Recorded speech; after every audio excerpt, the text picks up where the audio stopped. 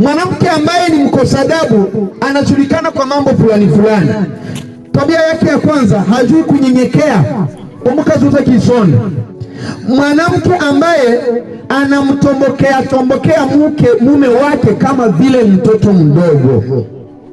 Mwanamke mkosa adabu humjibu mume wake kwa maneno makali yasiyo na adabu bila kujali kwamba atakwazika wala hatakwazika. Mwanamke iko nasema sawa kasuku, hangaike kama mwanaume anaweza sirika wala hawezi.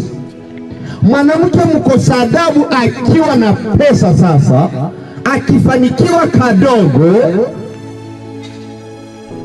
anakuwa wa kusumbua zaidi na zaidi na zaidi. Tunajifunza tabia za mwanamke ikabodi, maana yake roho wa Mungu alishaka kumwondokea. Tabia ya pili ya mwanamke ikabodi ni mwanamke mwenye kiburi na kadharau. Mwanamke mwenye kiburi na kadharau, hii ni tabia ambayo imesumbua wamama wengi katika nyumba zao. Mwanamke mwenye kiburi, hawezi kufanya kazi, hawezi kufanya kile ambacho mume wake amemwambia afanye, na akikifanya hata kifanya kwa wakati ambao unastahili. Hapana.